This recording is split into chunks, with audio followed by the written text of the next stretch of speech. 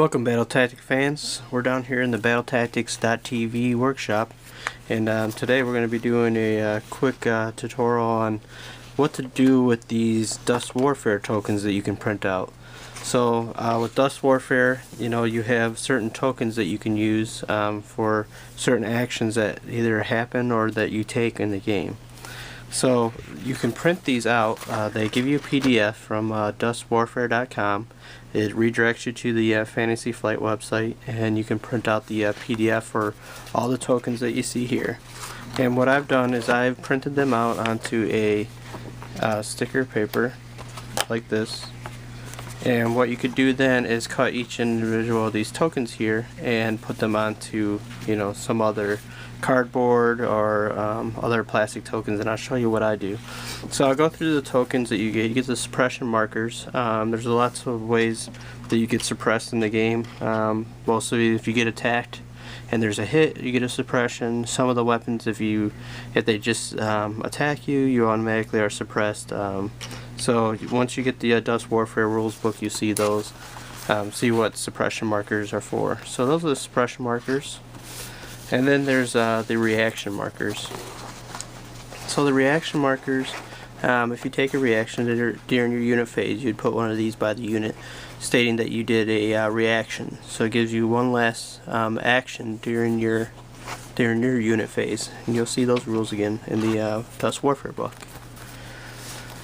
Let's move on. Here's some soldier damage markers. The soldier damage markers are for heroes where they have like 3 to 6 health points, so you can keep track of their health points with these markers here, or you could still use the cards. I still like to use the cards. If I had one here available, I'd show you, but in the corner of the cards there is a health scale for each one of the heroes, and that's kind of an easier way to keep track, so we just still use the Dust Tactic cards. Here are the out of ammo markers. This is for limited ammo units. You can put one of these so your opponent and you know that they're out of ammo. Okay. And then we have the vehicle damage markers. So just like with the heroes, the vehicles have a certain amount of damage as well. Some have between 3 health points to up to 10 health points. So these vehicle damage markers here, you can keep track of the markers. It is nice that Dust Warfare gives you at least some set of markers to use out of the box, so you don't have to buy any online. And then what we get into is the vehicle damage. So these are the vehicle damage markers if there's a hit on the health points.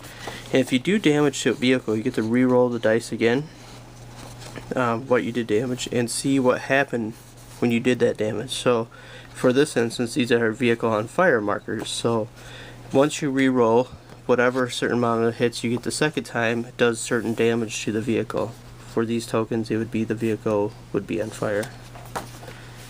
Then we have vehicle blinding markers, and each one of these different types of damage you'll see in the book. It has different abilities once you do this damage. Immobilized, obviously the vehicle can't move. And then a weapon is destroyed, so you get to pick which weapon you destroyed if you roll this for your second damage. Now these are quite interesting. You can see a couple missing because I've been working on them, but these are called this is dug in markers here. And what you can do now is you could buy with extra AP, you can dig in your units, which is basically make little foxholes for them beforehand, and you can also camouflage them as well. So these are the camouflage markers, and then here are the minefield markers. So you can buy minefields with the extra AP as well, and put minefields out on the board. So you see there was a couple missing. And the reason why is what I actually do is I've magnetized all my bases. So here is a Grim Reaper, one of the miniatures for Dust Warfare or Dust Tactics. We let that focus in on there. So there you go. You can see all the detail in there. He actually had the jump pack. and I'm using a flip cam so it doesn't really focus that great. But in the bottom of these dust tactics, come on, focus in. So at the bottom of these miniatures there's this little dust tactics disc, and what I have done is taken this disc off, which is really easy. Basically get yourself one of these little screwdrivers or anything else. There's a little tab in here, so you won't be able to see with this camera because there you go. So there's a little tab right there, a little opening, and basically I just take the screwdriver and pop them off. This one wants to fight with me a little bit, but they will pop off.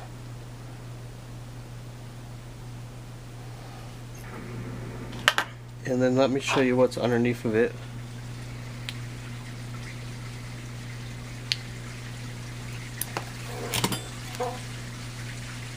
And now I'll show you. I popped this one off, but it went flying on me. And here it is. So you get this little token like this, and so that's the base. Here's where you can take the miniature off. It's quite interesting. There's a copyright on here for 2008, so these have actually been around for a while. Here's the Dust Tactics token, and what I have, since I've done this to all my bases, and then what I do is I put a magnet on there and I magnetize the miniature. Here's the zombie. This one's painted. As you can see, they come pre-primed like this. This one's green, it's an Allied. The axes are gray. Here's my zombie. Focus in there.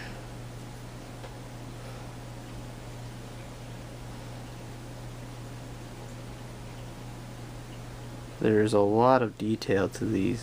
You can see that is a scary picture right there. Then I've taken it and I'm putting a magnet on the bottom of them, and now it's magnetized. Now all my trays are magnet trays. So now you have these tokens, and as you can see, I have lots of units, lots of tokens. What do we do with all these bases? Well, guess what? Dust Warfare came out. So now we could take all these and make Dust Warfare tokens. There's a reaction one.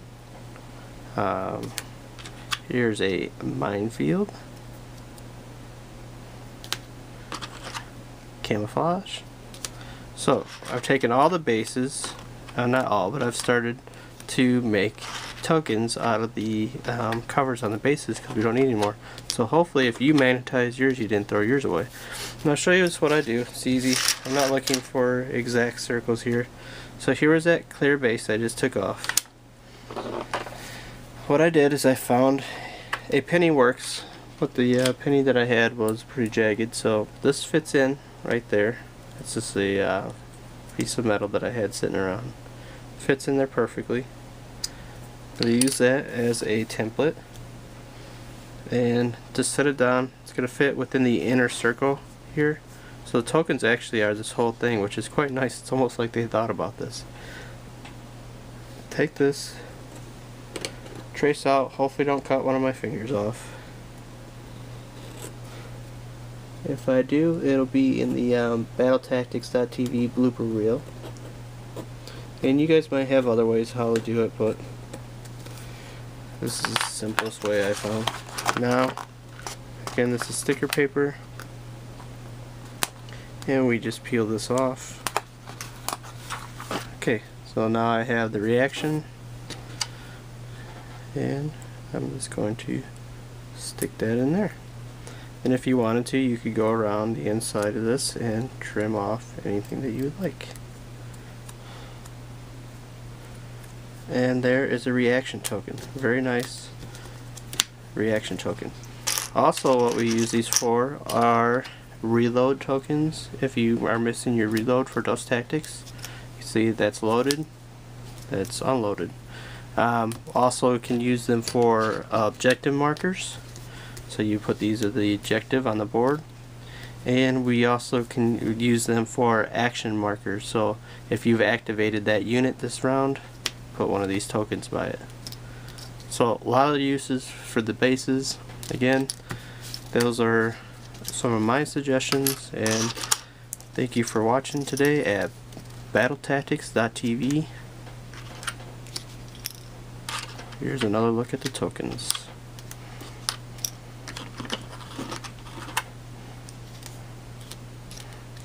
Have a good day. Please follow us again at battletactics.tv. We have a Facebook page set up with other videos.